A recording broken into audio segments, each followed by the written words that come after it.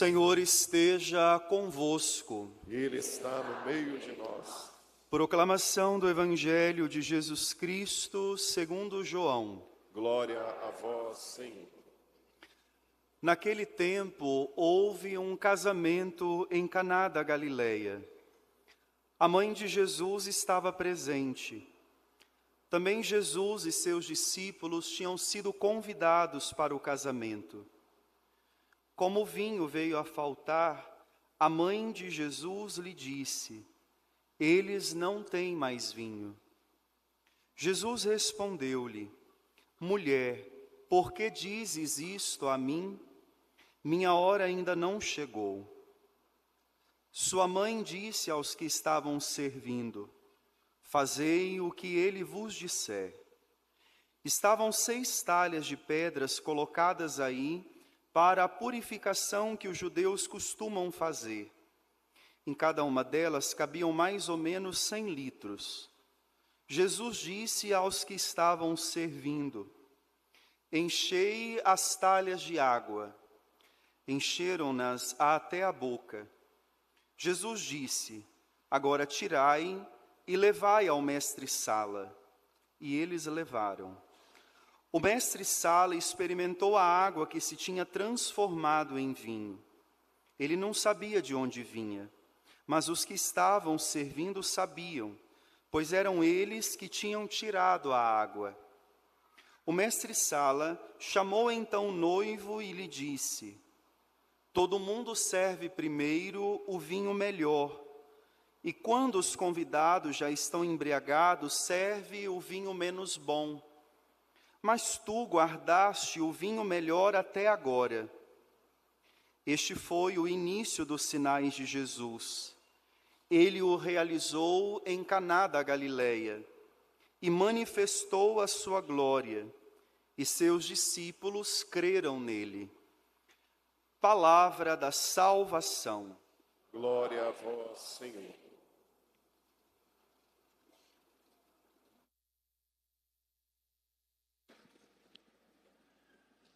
Meus queridos irmãos e minhas queridas irmãs, depois de termos vivido essas últimas semanas de festas na igreja, desde a solenidade do Natal, depois a solenidade da Santa Mãe de Deus, a solenidade da Epifania, a festa do batismo de Jesus, agora a igreja inicia um novo tempo litúrgico, chamado de tempo comum, ou também o tempo ordinário.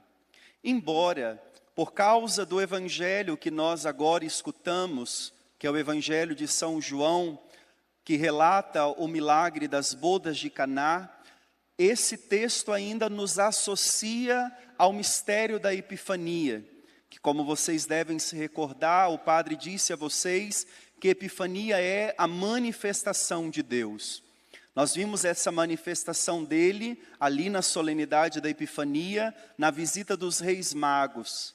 Depois, no domingo passado, nós vimos também a manifestação de Jesus através da voz que veio do céu dizendo: este é o meu Filho amado. E hoje também Jesus se manifesta de um modo mais discreto, de um modo mais sereno, mas o evangelista disse: este foi o primeiro sinal realizado por Jesus, e seus discípulos creram nele, ou seja, houve também uma manifestação. Quando nós ouvimos este texto do Evangelho, nós comumente estamos pensando num relato que São João está trazendo para nós de uma festa de casamento, e de fato, ele trouxe essa história, mas na verdade, ele quer, através dessa crônica, trazer um conteúdo que é muito mais profundo. Este texto, ele não trata de uma história de casamento apenas, mas esse texto é um texto profundamente teológico. Nós precisaríamos de muito tempo para poder falar de tudo que está nesse texto.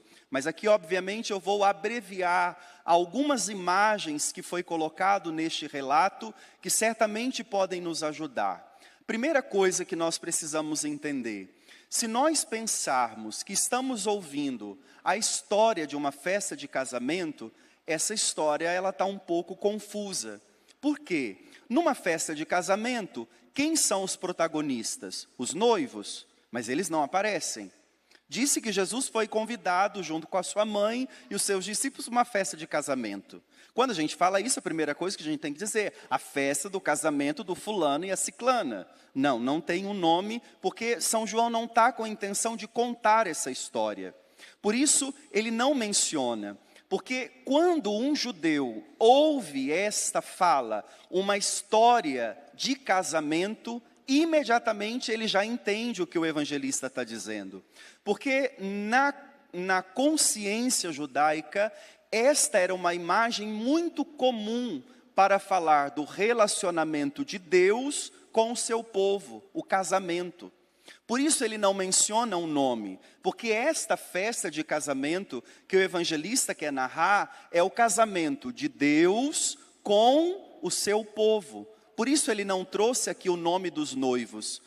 Um judeu, quando ouvia isso, ele já entendia esta verdade. Agora o texto diz que, nesta festa de casamento, algo muito estranho aconteceu.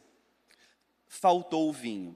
A nossa tradução, eu disse isso hoje mais cedo, que foi trazida do grego para o latim, do latim para o português, não deixou para nós uma clareza muito boa.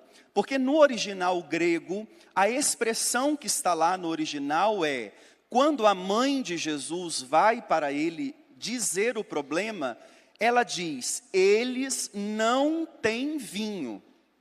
Na tradução ficou, eles não têm mais vinho. A gente já entende que a tradução não está boa. Por quê? Disse que eles tinham 6 talhas de pedra. E cada talha dessa cabiam mais ou menos 100 litros de água. Agora pensa, se combina isso. Jesus vai para uma festa de casamento. A festa está acontecendo, que não pense vocês que um casamento judaico é como o nosso, que tem 4 horas de duração, os bambambam talvez 6 horas, e tudo lá marcadinho. Não era assim. Uma festa de casamento duravam dias, e era programado meses. E outra, detalhe, quando se tinha uma festa de casamento, todos que moravam naquela região eram convidados para a festa. Uma coisa dessa daqui, inadmissível, jamais poderia acontecer. Agora pensa, a festa já, desculpa a expressão, comendo solto há dias, e aí falta o vinho. Aí Jesus, como filho de Deus, em vez de falar para o povo, gente, agora já deu, né? Acabou, vamos embora para casa. Não, Jesus vai lá e faz mais 600 litros de vinho. Não, não é isso que o texto está falando. Isso não combina com Jesus. E muito menos o evangelista não iria gastar uma página do seu evangelho para falar isso. Todas essas imagens são imagens muito caras para a comunidade judaica. São imagens muito caras para São João. Vejam que interessante. Como eu disse, esta imagem do casamento é o casamento de Deus com o seu povo, que podemos chamar isso de religião. Religião. Agora, como pode ter uma religião onde há o relacionamento de Deus com o seu povo e eles não têm vinho? Não pode isso, porque o vinho na Bíblia é sinônimo de alegria. Não se pode ter relacionamento com Deus se não tem alegria. É isso que São João está falando. Esta religião antiga que esse povo está vivendo, os judeus, os fariseus, os mestres da lei, é uma religião onde o relacionamento que eles têm com Deus não produz alegria. Por quê? É uma religião que está fundamentada num legalismo, num puritanismo, a ponto que estavam colocadas para esta festa 6 talhas que cabiam 100 litros cada uma, para quê mesmo? Para que eles usavam isso? Para a purificação. Pensa, é uma religião puritana, que se você não se purificar, Deus não vai se agradar de você. Que se você não estiver impecável, quando Ele olhar para você, Ele vai dizer, chispa, você não serve. E detalhe, aonde ficavam essas águas para purificação? Dentro de talhas de pedra. Lembra quando Moisés recebeu as leis de Deus, elas foram escritas em pedra. O que serviu para o povo? Nada. Quando acontece o novo mandamento, que os apóstolos estão reunidos, o que é que vem do céu? Como lá no Monte Sinai vem o fogo, mas no Monte Sinai o fogo, o dedo de Deus, escreveu em pedras, não virou nada para o povo. Em Pentecostes, o fogo, o dedo de Deus, o Espírito Santo, veio, mas não mais sobre pedras, mas sobre pessoas vivas. Vejam que interessante, de nada adianta você guardar uma água dentro de um coração de pedra, achando que esta água vai te purificar. E pasme, irmãos e irmãs, mais de 2000 anos Jesus ensinou isso. E existem cristãos católicos que ainda vivem uma religião de puritanos, que quando entram na igreja ainda fazem uma lista de quem deveria estar aqui e de quem não deveria estar aqui. Pasmem que ainda hoje há pessoas que estão preocupadas em olhar quem entra na fila, na procissão de comunhão, e dizendo, mas como que essa pessoa pode comungar? Cuidado, água guardada em pedra, não está servindo para nada. Preste atenção, Jesus Cristo veio ensinar para nós um Deus de misericórdia, um Deus de amor, um Deus de bondade que não aponta o dedo para ninguém. Ao contrário, olha e diz, alguém te condenou? Eu não te condeno, vá em paz, vive uma vida nova. Vejam, irmãos e irmãs, o primeiro sinal que Jesus realiza no Evangelho de São João, o que ele está dizendo? Se você não mudar o seu jeito de relacionar-se com Deus, de nada vai servir tudo o que você faz. Olha que coisa profunda. Olha que coisa extraordinária, de nada adianta os rituais, de nada adianta a nossa muita tentativa, se o coração não tiver em Deus, se o coração não tiver apaixonado por Ele. Veja como nós iniciamos a oração eucarística, o Padre diz a vocês, o Senhor esteja convosco, vocês dizem, corações ao alto. Se não for isso, você está perdendo o seu tempo.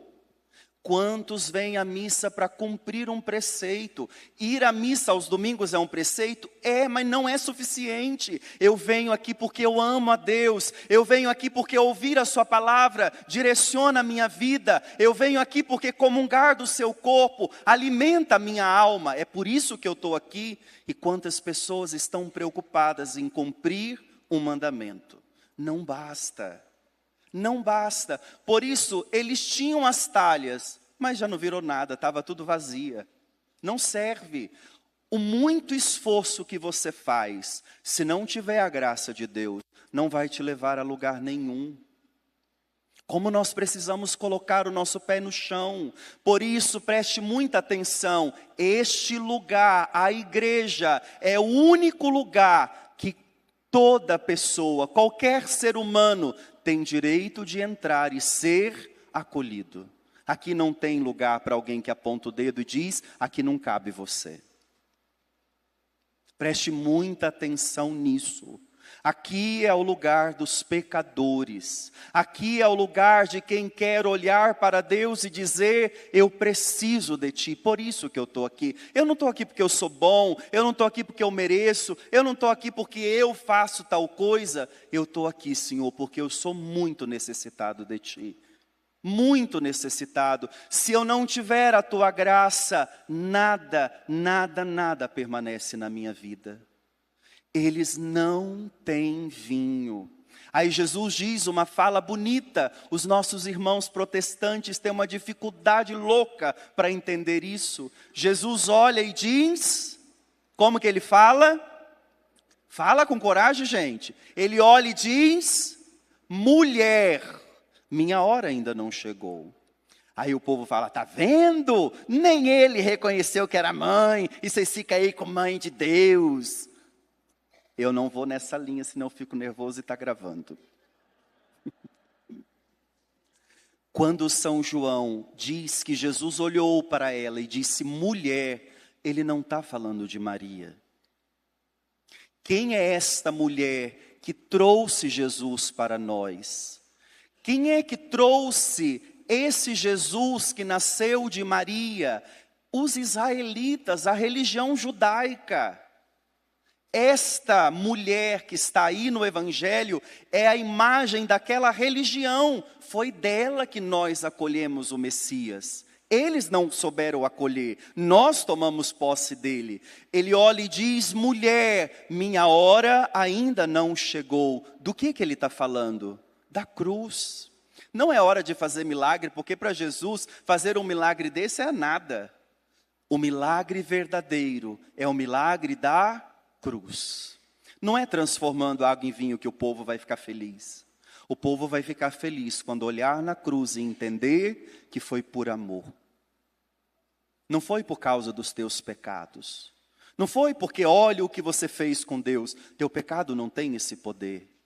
A graça é olhar na cruz e ver como Deus me ama. Ele entregou tudo por mim. A mulher ouve, e o que ela fala? Não, você tem que me obedecer. Não, ela se volta para os serventes, do grego diakonoi, e fala para eles, fazei tudo o que ele vos disser. A verdadeira religião está em ouvir Jesus. Fazer o que ele manda, não o que dá na sua cabeça. Por isso, preste bastante atenção. A igreja de Jesus não faz o que ela quer. A igreja de Jesus tem que fazer o que ele manda. Jesus chama os serventes e diz, enchei as talhas de água. Eles foram, encheram-na até a boca. Depois Jesus diz, agora tira a água e leva para o mestre-sala. Aqui é bonito, eu gosto muito dessa expressão, porque essa expressão do texto, Jesus manda eles buscarem a água. E lembra, gente, não era um registro que abria e a água caía. Era pegar um tonel, colocar na cacunda e sair no meio do deserto atrás de água. 600 litros de água. Sabe o que eu gosto dessa imagem? Não tem milagre se você não fizer a sua parte. Não era muito fácil, né? A turma aí que gosta dos arrepios, tudo. Jesus estender a mão e falar. Tem vinho, gente, pode ficar tranquilo. Não. Vocês querem milagre? Entra com a parte de vocês. Vão lá buscar água. O povo podia falar, mas nós não estamos querendo água, nós queremos vinho. Quem obedece a Jesus nunca erra. A obediência nem sempre é compreensível num primeiro momento. Mas se é Deus que está mandando, eu farei. Ainda que eu não entenda, ainda que na minha cabeça não faça sentido isso, amanhã Deus vai mostrar para você o sentido. Obedece. Eles foram, encheram, falaram, agora vai ter um milagre. Não, enche agora o jarro e leva para o mestre-sala. A hora que eles abriram lá a torneira e colocaram na jarrinha deles, o que saiu? O que saiu? O que saiu? Água. Você teria coragem de levar? Eu ia falar, você está de brincadeira. Leva você. Eles foram, levaram. E quando derramaram no copo do mestre-sala, o que saiu? Vinho. E pasmem, quando o mestre-sala tomou, ele disse que era o melhor vinho. Eu pergunto, que horas que aconteceu o milagre? Teve um anjo que tocou uma trombeta e diz, atenção, fecha o olho que agora vai acontecer. Nós adoramos esses espetáculos, né? Deus não faz espetáculo. Enquanto eles caminhavam, levando para o mestre-sala, no caminho o milagre aconteceu. Se você ficar sentado de braços cruzados esperando o espetáculo, você nunca vai ver milagre. Tem que colocar o pé na estrada. Tem que ter o ato da fé. Meu Deus do céu, aqui dentro é água. O que esse homem vai falar para mim na hora que eu derramar isso? Eles levaram, não pararam no caminho, não questionaram. E no trajeto, Deus operou o milagre.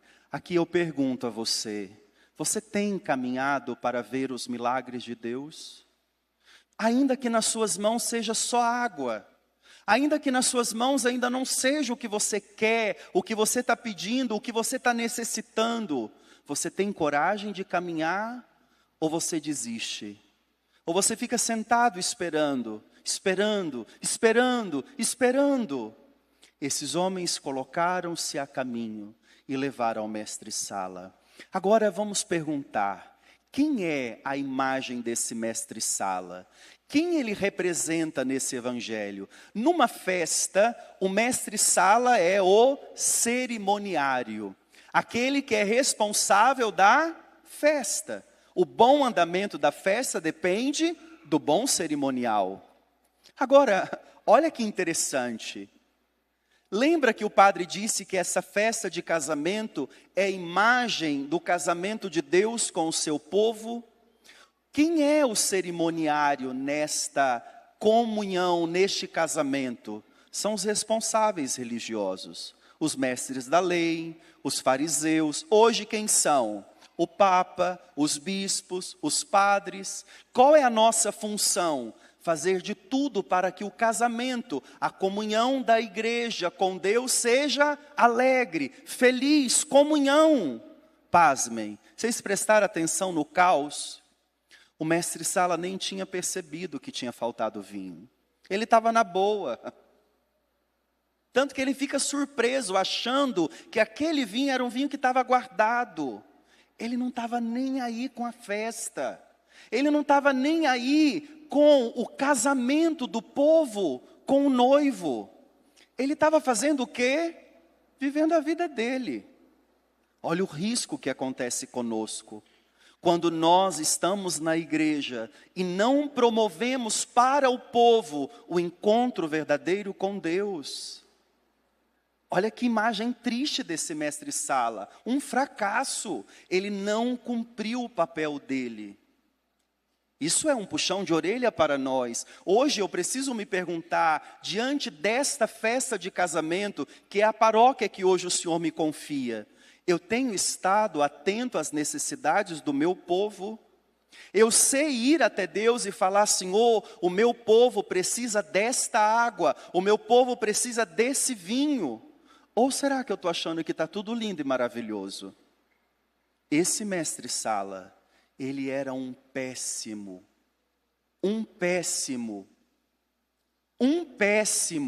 administrador daquela festa. Ele nem sequer percebeu o que estava acontecendo. Agora, eu não posso dizer só isso. Não se esqueça, você também é o mestre-sala da sua casa, da sua família, do seu ambiente de trabalho. Será que você tem olhar para ver o que está acontecendo à volta? Ou será que você vive a sua vida voltado só para você? E se tiver bom para você, está tudo bem.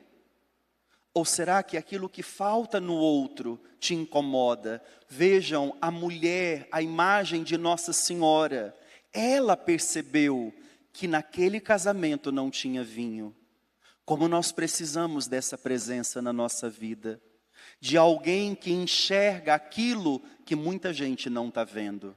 Mas não sai fazendo fuxico. Você viu? Na casa do fulano está faltando tal coisa. Você viu a vida do fulano como é que está? Para quem que ela foi falar? Para Jesus. Que abençoados seremos se tivermos na nossa vida pessoas que saibam falar para Jesus daquilo que falta na nossa vida. Foi por causa do olhar dela que aquela graça toda aconteceu. A hora que o mestre-sala prova, ele diz, chama o noivo aqui. Agora é a hora que aparece o noivo. Só que interessante, o noivo não fala nada, não fala o nome dele, ele não diz nada. Por quê? Porque não é o interesse do noivo. Quem é que traz o vinho melhor? Deus. Quando você está nele, você é sempre surpreendido. Quando você acha que já está acabando, ele traz o melhor. Mas você não pode desanimar. Por isso, irmãos e irmãs, mais do que pensar numa festa de casamento, vamos pensar na nossa vida. Na nossa vida que somos todos os dias surpreendidos com uma rotina. que temos a tentação de nos cansarmos, de desistirmos, de acharmos que já deu, não dá mais, acabou. Irmos até Deus e deixarmos Ele nos surpreender. Veja que coisa maravilhosa. Aquele casamento estava falindo, porque as pessoas estavam tendo um relacionamento com Deus que não produzia mais alegria. Aqui a gente precisa perguntar: você tem um relacionamento com Deus? E o que esse relacionamento te causa? Será que quando você se dirige a Ele, você vai com esta certeza de que Ele é teu Pai, e que você vai apaixonado atrás dEle, ou você tem medo dEle? Ou você acha que Ele está com um caderninho anotando todas as coisas feias, erradas que você faz? E pior, né? Mas precisamos perguntar: você tem coragem de ir até Ele? Ou você fica escondido, achando que você não pode falar com Ele? Achando que você não merece, que você não tem direito? Deus desceu à terra para encontrar você. Ele mandou o Filho dele para dizer que Ele tem um rosto que te vê, que Ele tem um coração que sente você. Você não pode continuar distante, você não pode continuar frio. Tens um Deus que habita o céu, mas que mora num outro castelo, num outro santuário, infinitamente mais precioso, o teu coração. Eu não sei se eu estou conseguindo dizer o que eu quero. O que eu estou querendo dizer é: levanta a tua cabeça. Você é precioso, você é amado, você tem um Deus que ama você, que cuida de você. Não se deixe abater quando você pensar que o vinho acabou. Deus quer te surpreender, vá até Ele, entenda que Ele está à tua disposição e deixe Ele realizar na tua vida o que você sozinho não pode. Aqueles noivos talvez providenciaram muito vinho, mas quando Deus trouxe o vinho dele, o mestre-sala nunca tinha provado um vinho igual. Eu desejo de todo o meu coração que a nossa experiência com Deus traga para nós um vinho, uma alegria que nenhum lugar do mundo foi capaz de nos trazer. Uma alegria que nós experimentamos somente quando vamos até Ele. Louvado seja nosso Senhor Jesus Cristo.